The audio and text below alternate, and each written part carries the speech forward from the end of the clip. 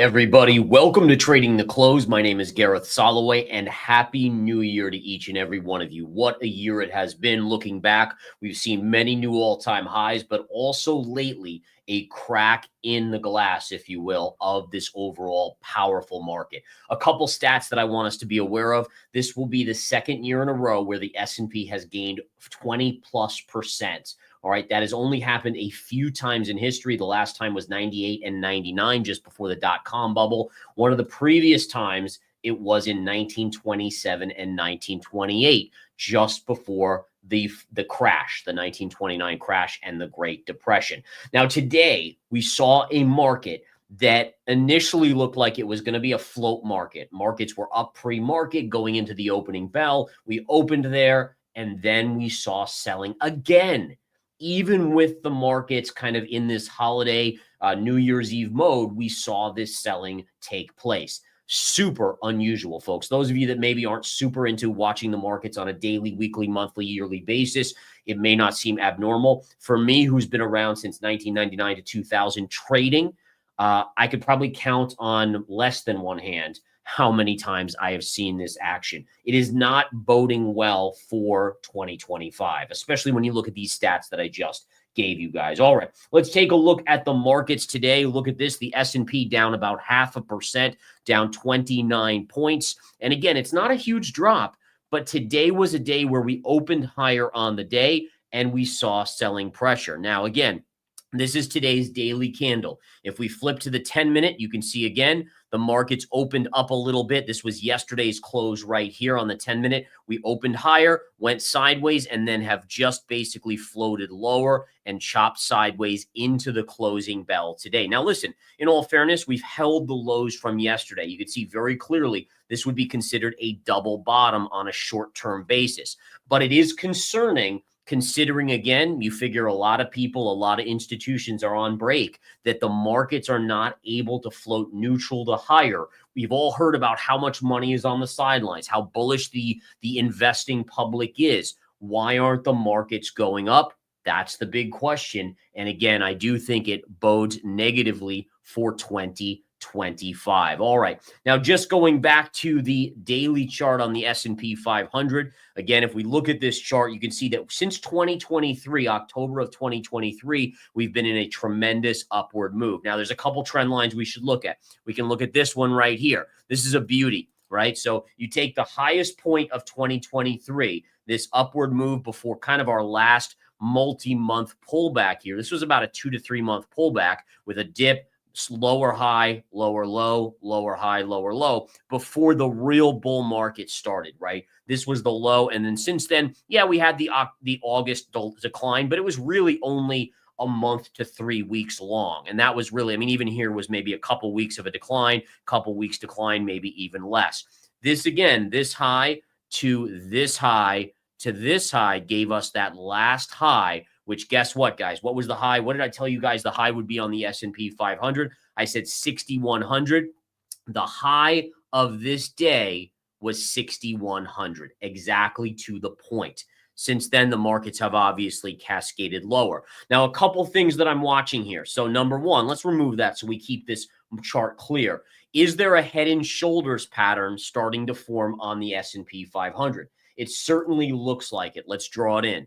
Here's your left shoulder, your head, and your right shoulder. Now, it has not broken yet or triggered. For a head and shoulder pattern to trigger, it must break the neckline. This is called the neckline, basically armpit to armpit. It's not the nicest way of putting it, but it is what it is. And that is your neckline. That's what you look to see a break of. That's around 5,850 on the S&P 500.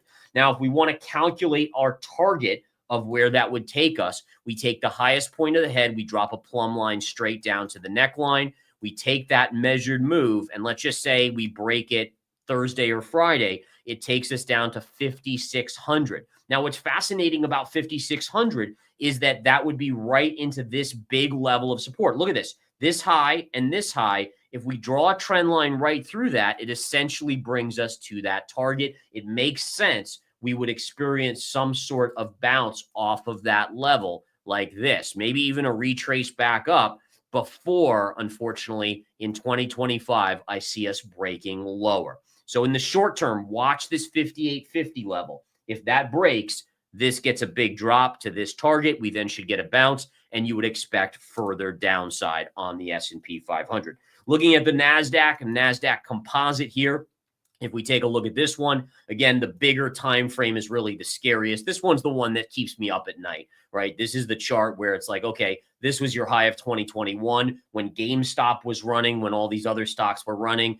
Here's your high in 2024 when Rigetti Computing was running, kind of these crappy, maybe vision, like maybe they turn into something, maybe they turn the company around, maybe it becomes big, but it's going to take years and years. And we know what GameStop did from that period to the lows of 2022 to 2023. And you got to wonder about Rigetti as well. By the way, I put out a swing short in smart money stocks on Rigetti yesterday, and look at this drop on Rigetti here. If we go to the daily chart, we're already over $2 in the money on Rigetti. And this was just a beautiful chart setup. If you want to look at technical analysis and the beauty of it, you take your highest pivot here on Rigetti to this highest pivot. You pierced it on the hourly, put in an hourly topping tail, which is a reversal signal. And look, we never negated that sideways chop. And eventually, once we break this level, 1450 or so, then you get your next leg down to about 12.5, 1225. This will be big support on Rigetti. I don't think it holds long term because, again, the stock is trading at 333 times forward revenue numbers, which is ridiculous.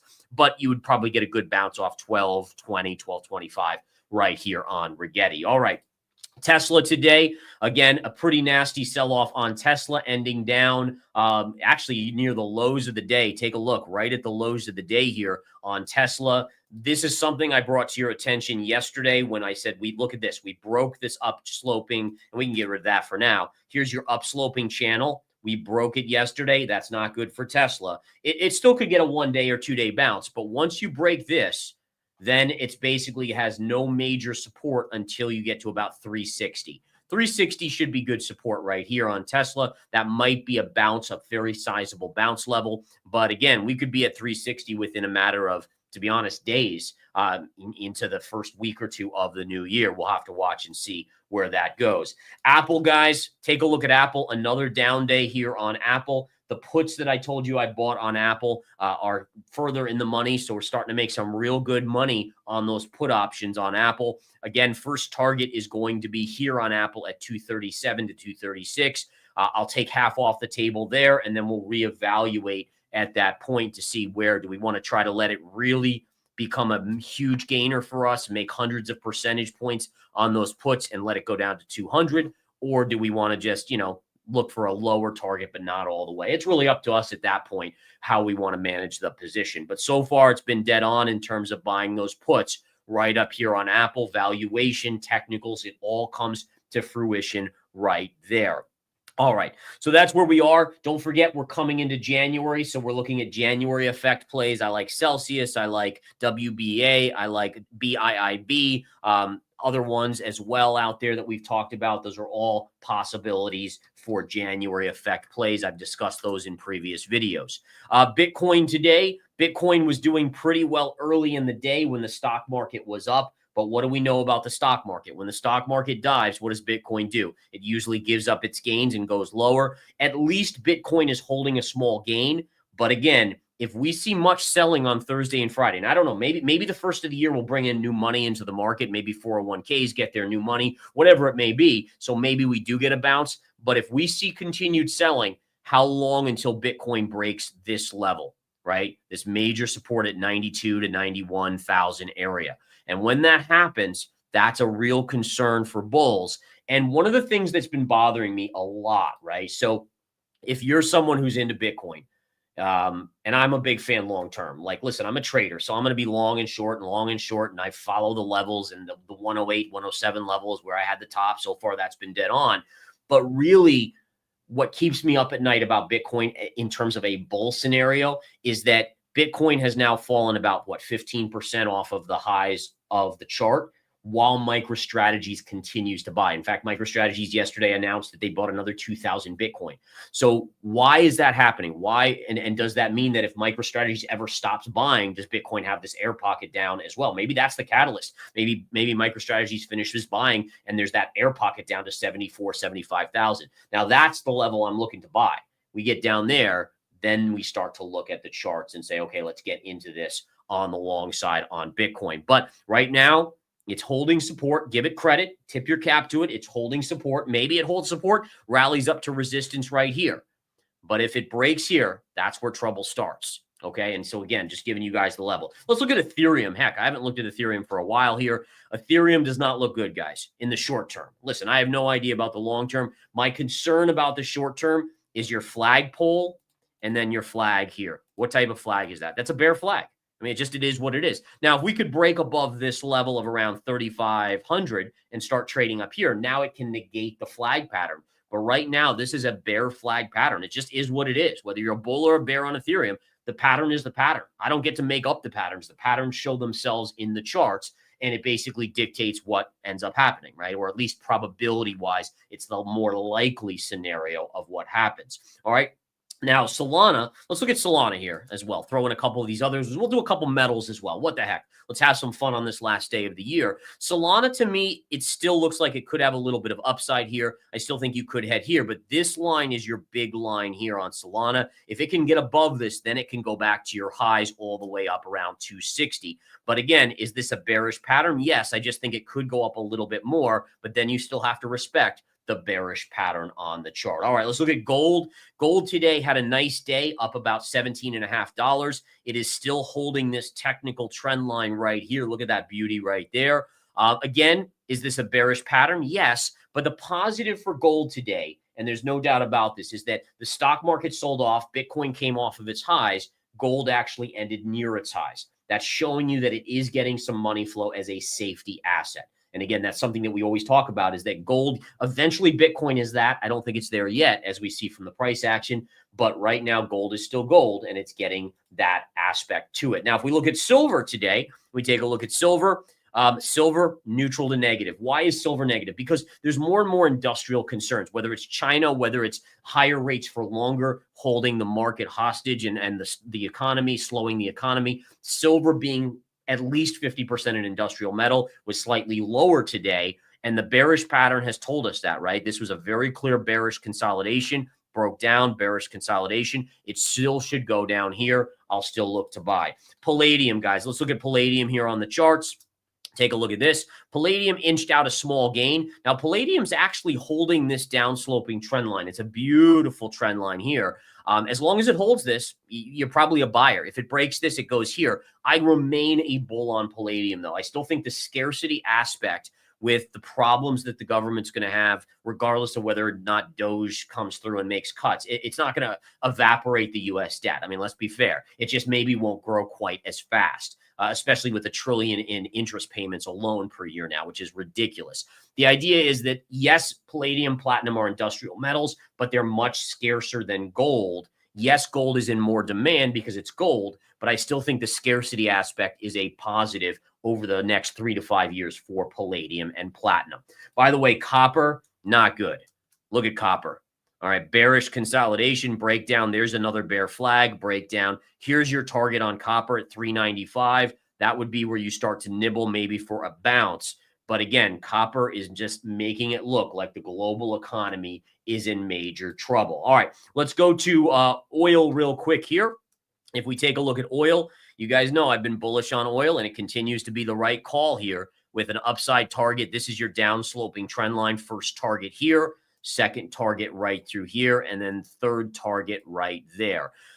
This is a resistance. It's not shortable for me just because risk reward is not good enough. If it gets up here, I've told you guys this would be starter position short, starter number 2, or add DCA, a level dollar cost average for my short. I think the bigger picture here is still eventually we head lower on the chart. Eventually we break down. It's just getting it high enough to make the short worthwhile with minimal risk on oil. So short term, bullish on oil. But if you ask me where I think it is in 6 to 12 months, I think it's below 65, below that technical support, and we could be headed much, much lower on that front. All right. So again, going into 2026, I like China stocks actually starting in January. I love the charts of Alibaba and Baidu. The big kicker is going to be how bad are these tariffs that Trump is going to impose. If they're not as bad as feared, then these stocks have a lot of upside. So if I had to pick, I would say in the short term, be long China. And this is, I'm just talking for myself. How do I trade it? I'm long China. I'm going to look to add to longs in early 2025 here. And then also continue to look to short the U.S. markets. Bitcoin, if it pulls back, I'm not short or long Bitcoin right now. If it pulls back to 75, I'm going to start nibbling on the long side there. If it pushed to like 115, I might short it again. We already made our money on the short side on the pullback off of the 107, 108 level for those members in Smart Money Crypto.